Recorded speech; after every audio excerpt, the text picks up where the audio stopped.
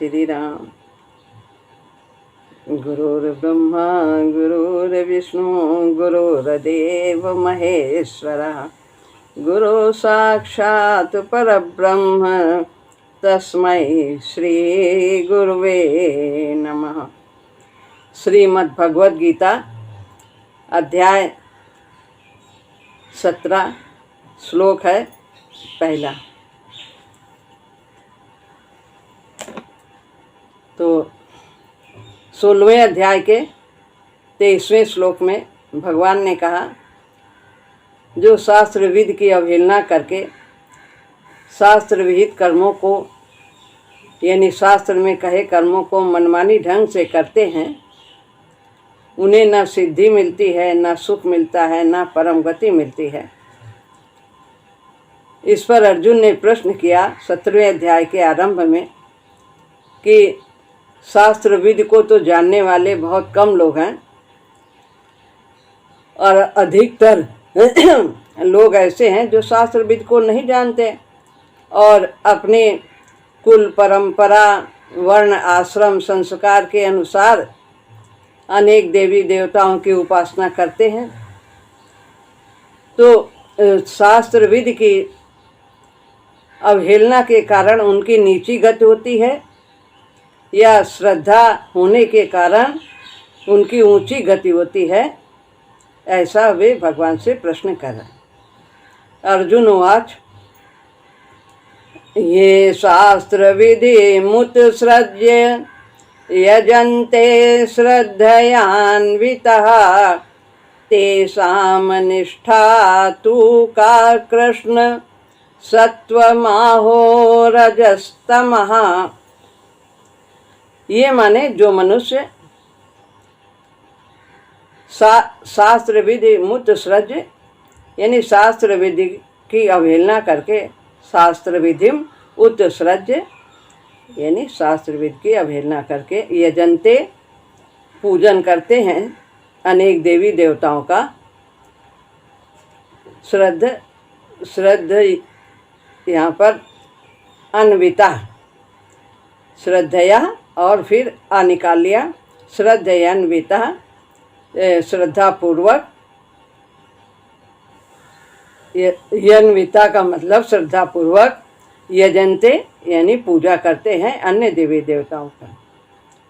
तेषाम उनकी निष्ठा,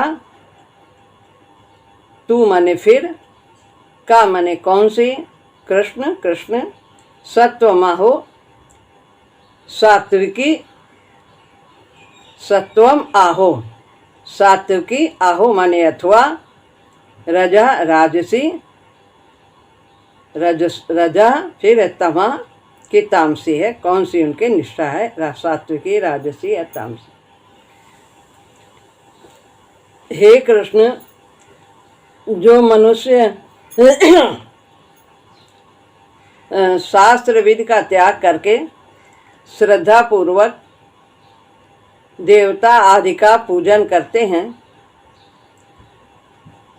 उनकी निष्ठा फिर कौन सी है, सात्विकी है अथवा राजसी है अथवा तामसी। यहाँ पर 17वें अध्याय के आरंभ में 16वें अध्याय का जो 23वां श्लोक है उसी को लेकर के, उन्हीं शब्दों को लेकर के अर्जुन का प्रश्न है। यह शास्त्र विधि मुत्सृज, उसमें यह था, यहाँ पर ये कर दिया गया।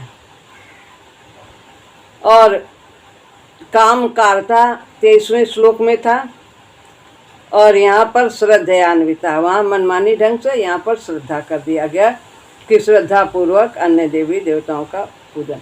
वर्तते वहाँ पर कहा और यहाँ पर यजन्ते कह दिया। वर्तते माने बर्ताव करते हैं और यहाँ यजन्ते कह दिया, पूजन करते हैं, व्यवहार करते हैं। वहाँ था न स सिद्धिम वापनोति, वहाँ भगवान ने कहा था कि वो सिद्धि नहीं प्राप्त करते, न सुख को न पराम गतिम, न सुखम न पराम गतिम। और यहाँ पर प्रश्न कर देते हैं कि तेषाम निष्ठा तू का कृष्ण सत्यमाहु रजस्तमा, कि उनकी निष्ठा कौन सी है, सात्विकी है कि राजसी है कि तामसी है। वहाँ भगवान ने कहा था वो न सिद्धि को प्राप्त करते हैं, न सुख को प्राप्त करते हैं और न ही परम गति को प्राप्त करते हैं। तो यहाँ पर थोड़ा सा अंतर करके अर्जुन ने प्रश्न किया। ये शास्त्र विधि मुत सृज्य सत्वमाहो रजस्तमः। पूरे श्लोक का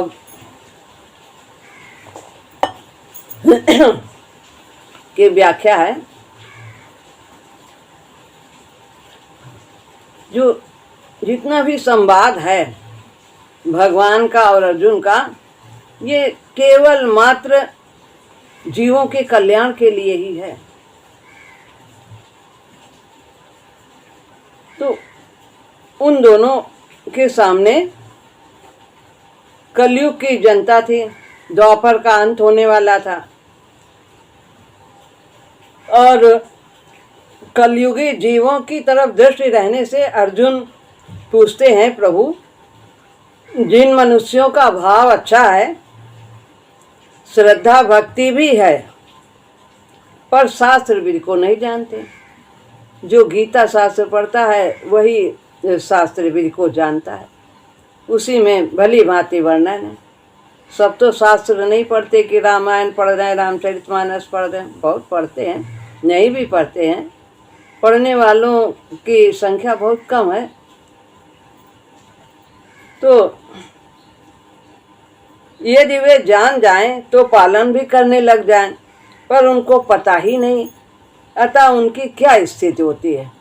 निष्ठा के मतलब है स्थिति, उनकी क्या स्थिति होती है।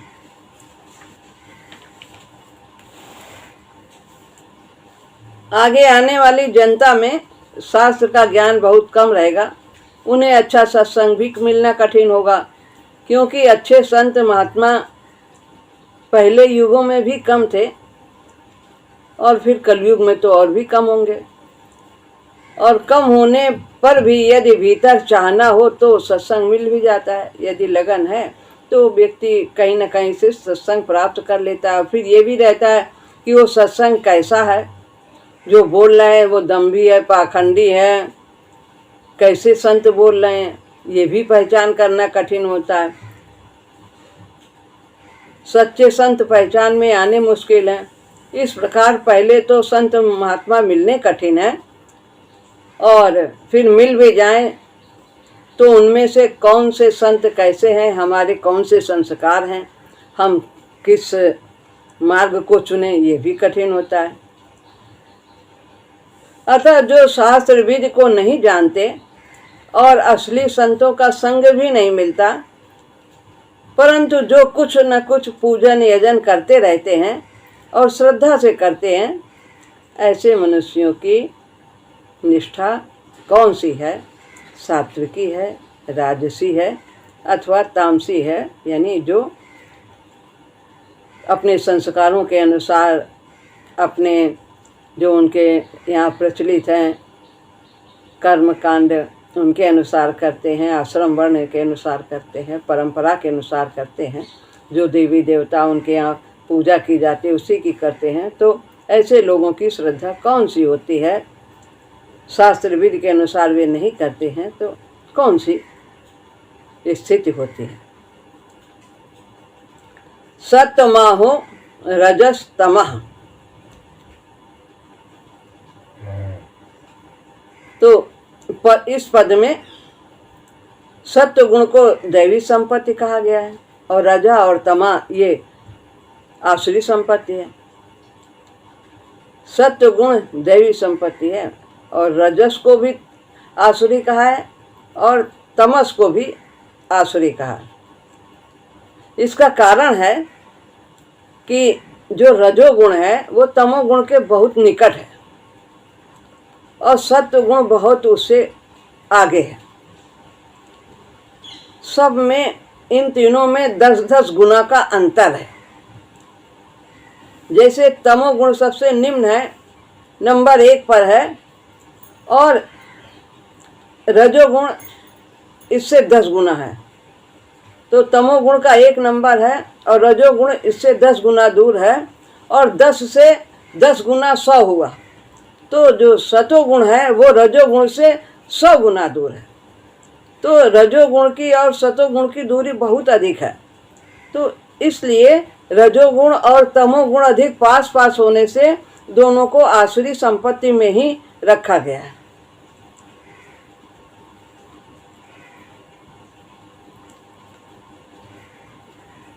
ऐसे ही 18वें अध्याय के 27वें श्लोक में भी स्थिति बताई गई है कि रजोगुण के कर्ता को बताया गया, रागी कर्म फल प्रेप्सो लुब्धो हिंसात्मको शुचि हर्षोकान्वितः कर्ता राजस कर्ता उच्यते, ऐसा ही है।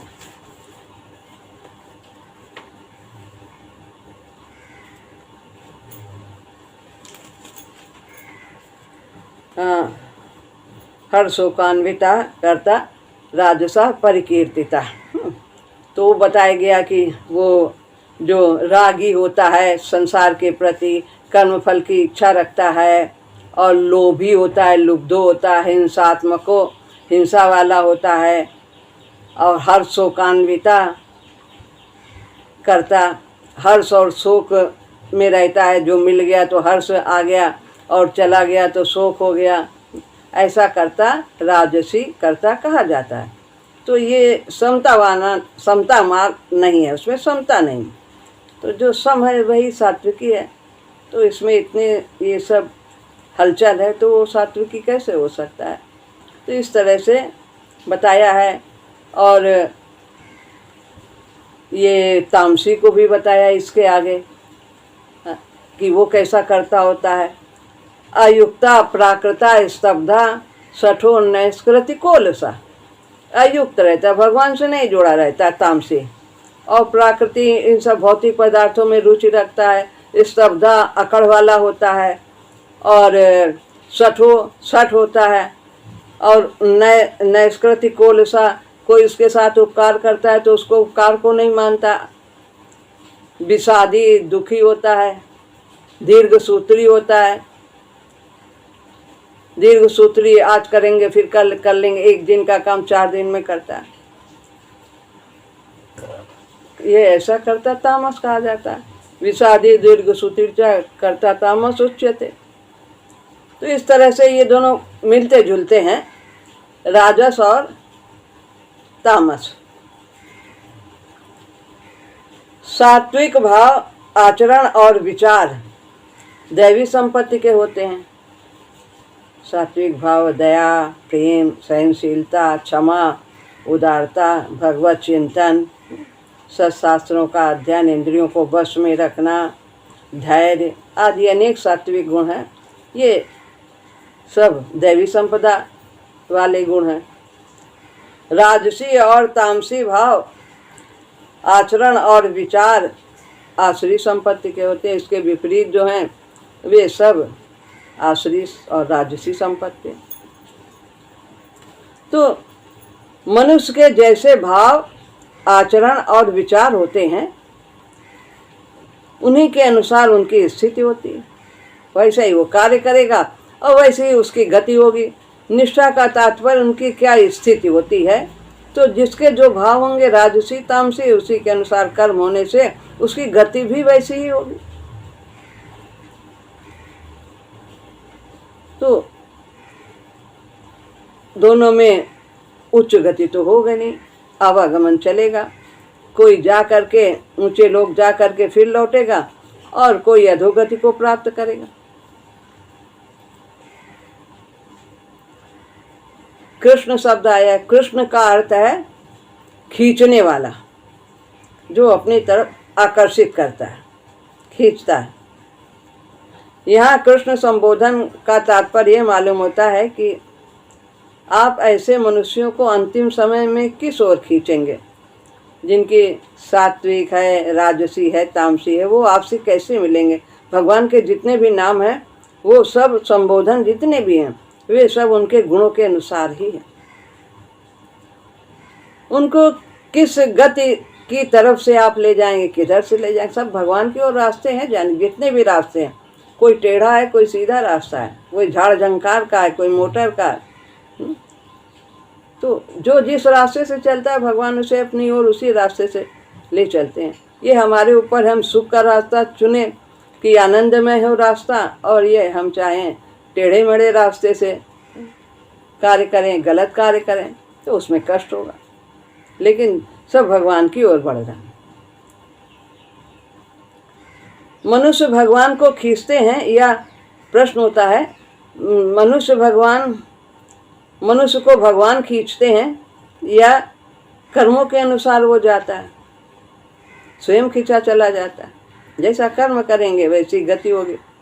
वस्तुतः कर्मों के अनुसार ही फल मिलता है, लेकिन फल का विधान जो है वो भगवान अपने हाथ में लिए। कर्मण्येवाधिकार से माँ फलेषु कदाचन माँ कर्म फल हेतुर्भू मास्ते संगोस्तु अकर्मणि। कर्म पर ही हमारा अधिकार है, फल पर हमारा अधिकार कदापि नहीं है। वो भगवान के हाथ में विधान है पक्का। आप जो बोगे, जमीन में जो बो दिया वही आएगा, इसी शरीर रूपी खेत में जो बोएंगे वही आएगा। तामसी कर्मों का फल नरक होगा तो भगवान नरक की तरफ खींचेंगे, और वास्तव में नरक के द्वारा फिर उसके पाप कर्मों को छीड़ करके और फिर उसको निर्मल करेंगे। भगवान का किसी से वैर भाव नहीं, किसी से द्वेष नहीं, लेकिन वो तो निर्मल करेंगे। गंदगी लगा के आओगे तो नहलाना काम भगवान का है। वो सब जो है अनेक रास्ते हैं उनको, और विलक्षण रास्ते हैं। भगवान का किसी से वैर व द्वेष नहीं, ना हमारा किसी समूह सर्वभूतेषु न मे दोषोस्ति न प्रिया ये भजन्ते तुम माम भक्त्या मयि ते तेषु चाप्य। मैं सब में समान हूँ, सबसे समान मेरा व्यवहार है। लेकिन समान क्या है, सबको अपना बनाना चाहते हैं। लेकिन जो भजन करता है उसके लिए वो प्रत्यक्ष कर रहते हैं, प्रेम पूर्वक निष्काम भाव से। प्रेम पूर्वक जहाँ भी आया उसका अर्थ है निष्काम भाव, कामना से रहे। कामना ही सभी दोषों का कारण है, सभी पापों का मूल है। महापापमा महासनो, तो ये बहुत बड़ा बैरी है, इसी से सब कुछ होता है, निष्काम भाव से। तभी तो आसुरी योनियों में जाने के लिए भगवान कहते हैं कि मुझे प्राप्त न होकर अधोगति में चले गए, और उन्हें इतना हमने उत्तम शरीर दिया है और वो अच्छे कार्य न करके, मेरा भजन न करके, सतमार्ग पर न चल के वो अधिगति को प्राप्त कर गए, तो उन्हें थोड़ा दुख होता है। बच्चे अच्छे रहें, अच्छे मार्ग पे चले तो माता पिता को प्रसन्नता होती है। तो इस प्रकार, इसीलिए सात्विक मनुष्य हो, राजस मनुष्य हो या तामस मनुष्य हो, भगवान सबको अपनी ओर खींचते हैं। सब प्राप्ति करेंगे। एक नाली का कीड़ा भी भगवान की प्राप्ति करेगा इस विकास क्रम में आगे बढ़ते हुए। अब है दूसरा श्लोक है,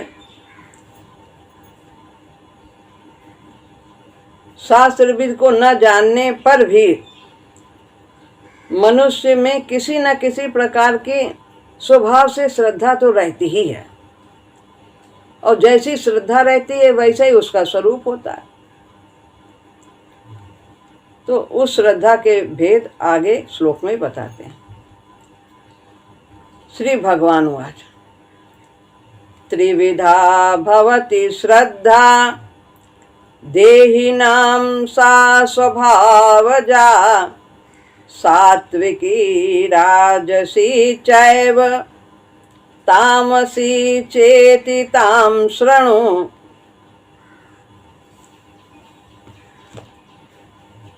श्री भगवान बोले, कह रहे हैं त्रिविधा, तीन तरह की, भवति होती है, श्रद्धा यानी श्रद्धा, देही नाम यानी मनुष्यों की, सा यानी वह स्वभाव, जा स्वभाव से उत्पन्न हुई, जा माने उत्पन्न हुई, स्वभाव से उत्पन्न हुई।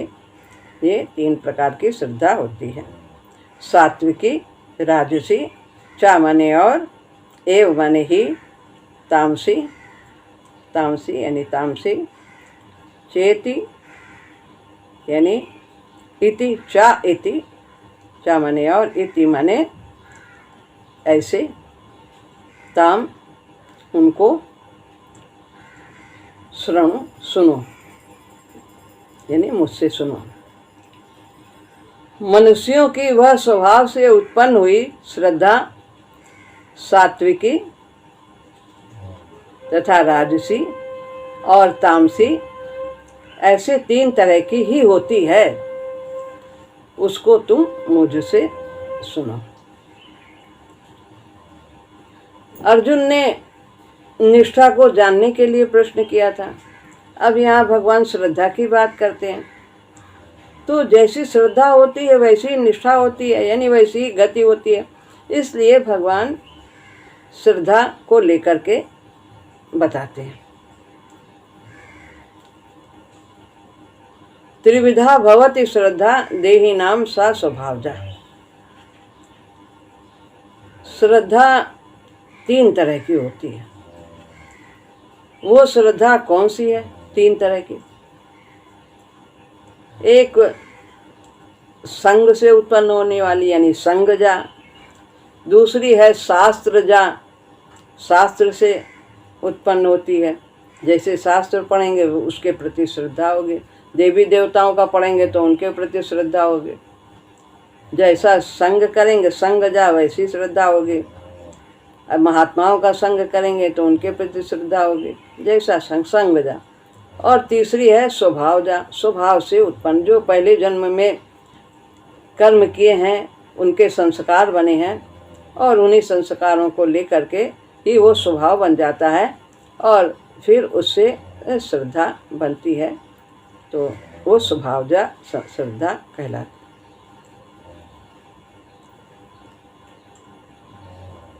वो स्वभावजा जो है वो ना तो संग से पैदा होती है और ना ही शास्त्रों से पैदा होती है।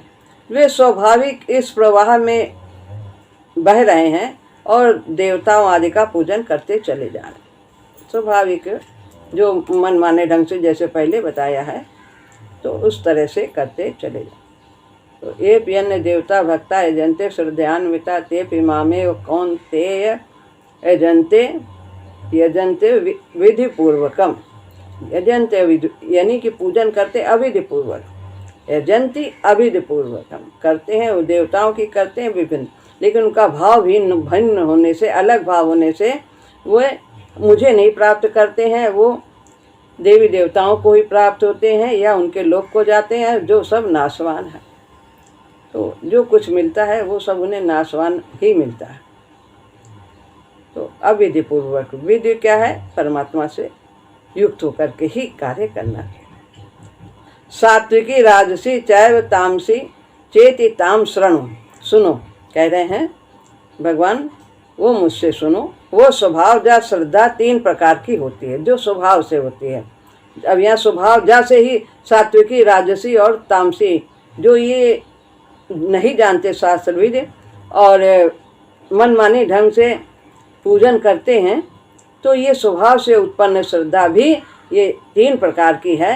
इसमें भी सात्विकी राजसी और तामसी। उनको तुम मुझसे अलग अलग सुनो।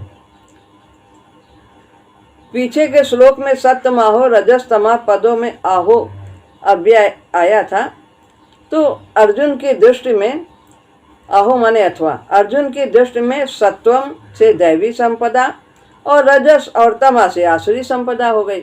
एक राजसी हो गई और दूसरी है, एक सात्विकी हो गई, दूसरी राजसी और तामसी को पास पास बता दिया कि दोनों की गति जो है वो सब बंधन का कारण वाली होती है। सात्विकी जो है वो बंधन से मुक्त करती है। तो आसुरी संपत्ति ये 2 ही विभाग हैं, एक राजसी, एक सात्विकी, दूसरी राजसी और तामसी। तो भगवान भी बंधन की दृष्टि से राजसी और तामसी दोनों को आसुरी संपत्ति भी मानते हैं। दोनों है आसुरी संपत्ति, लेकिन दोनों में थोड़ा भेद है, दोनों के फल में थोड़ा भेद है। इसलिए भगवान कहते हैं उनको तुम मुझसे अलग अलग सुन। क्या भेद है राजसी और तामसी में? फल में। क्योंकि राजसी जो करते हैं वे कामना से करते हैं, शास्त्र में लिखे हुए कर्म करते हैं, जो है यज्ञ दान तप परोपकार आदि सब करते हैं, दुर्भाव नहीं होता है, पर किसी का अहित करने के लिए नहीं करते हैं, वे कामना से करते हैं, भौतिक पदार्थों की चाह से करते हैं, सुख के लिए करते हैं। तो वे जो ये सब कार्य करते हैं उनको वो करके वे ज़्यादा से ज़्यादा यहाँ प्राप्त कर लेते हैं भौतिक चीज़ें, या तो ऊंचे लोक में चले जाते हैं। उनकी अधोगति तो नहीं होती, आवागमन होता है, निम्न योनि में नहीं जाते। लेकिन जो तामसी हैं, वो जो दूसरे के प्रति द्वेष रखने वाले हैं, उनका बुरा चाहने वाले हैं, ऐसे ऐसे कर्म करते हैं, तो वे अधोगति को जाते हैं। इसलिए दोनों के फल में भेद है, दोनों आसुरी संपदा, लेकिन दोनों के फल में भेद होने से उनको भगवान ने कहा तू उनको दोनों को अलग अलग मुझसे सुन। निबंधा या सुरी मता, परंतु बंधन की दृष्टि से राजसी और तामसी एक होते हुए भी बंधन में भेद है। राजस मनुष्य सकाम भाव से शास्त्र विहित कर्म करते हैं, अतः वे स्वर्ग आदि ऊंचे लोकों में जाकर वहाँ के भोगों को भोग कर पुण्य चीड़ होने पर फिर मृत्युलोक में लौट आते हैं। लेकिन जो तमो है, वे तामस मनुष्य शास्त्र विहित कर्म नहीं करते हैं, उनकी अवहेलना करते हैं, उनकी अवज्ञा करते हैं, उनकी उपेक्षा करते हैं, जो शास्त्र में लिखा उसका बिल्कुल उल्टा करते हैं। तो वो तो राजस शास्त्र विहित करते हैं, शास्त्र के अनुसार करते हैं, पर कामना जुड़ गई। लेकिन इनमें भी ये बिल्कुल उनकी अवहेलना करते हैं, अवहेलना करते यानी उपेक्षा करते हैं, उनको मानते ही नहीं। इस प्रकार राजस और तामस दोनों ही मनुष्यों का बंधन बना रहता है और तामस अधोगति को जाते हैं। तो दोनों में बंधन भेद से ही भगवान आसुरी संपदा वालों की श्रद्धा के राजसी और तामसी दो भेद करते हैं। तो आसुरी संपदा का फल अलग होने से दोनों में राजस और तामस में इनमें भेद किया है और उसे अलग अलग बताया है। आगे सब विवरण होगा सात्विकी राजसी और तामसी का। तो तीनों श्रद्धाओं को तू मुझसे अलग अलग सुन। आगे चर्चा करेंगे भगवान। श्री राम।